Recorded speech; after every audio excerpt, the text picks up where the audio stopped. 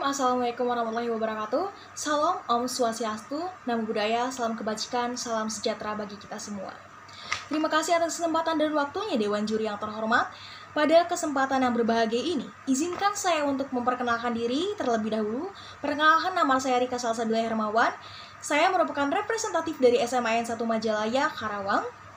Pada kesempatan kali ini, saya akan berperan sebagai tim pro terhadap mosi kita hari ini, yaitu Dewan ini percaya bahwa apatis terhadap politik merupakan sikap tidak bermoral. Sebelum saya memulai argumen-argumen dan berdebat lebih jauh, izinkan saya memberikan definisi mengenai apa itu apatis terhadap politik. Menurut KBBI, apatis memiliki arti acuh tidak acuh dan bersikap tidak peduli. Jadi, apatis dapat diartikan dengan segala hal yang terjadi di sekitarnya maupun dalam lingkup yang lebih luas termasuk dalam hal berpolitik. Dewan Juri yang terhormat, mengapa mosi ini sangat penting untuk kita bahas? Yang pertama, seperti yang kita ketahui Dewan Juri yang terhormat, dalam bahwasanya saat ini semakin banyaknya kita jumpai dalam wilayah politik. Apatis memang bukan hal baru dalam dunia perpolitikan khususnya Indonesia. Hingga kini, apatisme politik tetap menjadi suatu hal yang masih layak untuk diperdebatkan. Apalagi saat ini era serba digital, di mana setiap orang bebas mengakses informasi dan bebas menyuarakan pendapat di sosial media. Namun, generasi milenial ini masih menjadi apatis terhadap politik. Contohnya saja, masih banyak generasi muda yang acuh tak acuh dalam berpolitik dengan memutuskan untuk golput. Hal ini berarti mereka enggan untuk ikut berpartisipasi dalam proses politik di Indonesia. Padahal, satu suara saja dapat menentukan nasib sebuah bangsa untuk kedepannya. Hal itu terjadi karena kaum muda masih menilai politik itu rebutan kekuasaan, urusan orang tua, korupsi, bahkan janji-janji politik. Sehingga ia enggan masuk ke dalam dunia politik dan menjadi apatis dalam politik. Untuk itu Dewan Juri yang terhormat, saya menyatakan bahwa saya setuju dengan mosi ini. Yang tujuannya adalah sebagaimana generasi penerus bangsa tidak boleh apatis terhadap politik demi menentukan masa depan bangsa.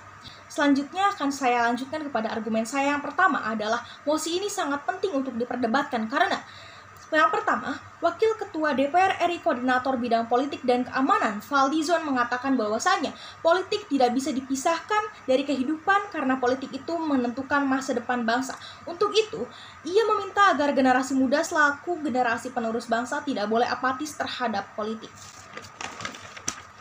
Dan yang kedua, apatisme politik baik di negara yang sudah mapan dengan demokrasi maupun yang masih dalam proses konsolidasi seperti Indonesia jelas tidak menguntungkan. Dalam konteks Indonesia, apatisme politik dapat mengakibatkan kian terbengkalainya agenda-agenda konsolidasi demokrasi seperti pemberdayaan peranata dan institusi demokrasi semacam partai politik, lembaga perwakilan rakyat, DPR. Yang ketiga, jika agenda-agenda ini terlantar, bisa dipastikan konsolidasi demokrasi di negeri ini tidak akan pernah berakhir. Sebaliknya, yang terus akan adalah kerancuan, anomali, dan kericuhan politik yang menghambat akselerasi Indonesia yang menjadi sebuah negara yang bermartabat dan disegani negara-negara lain.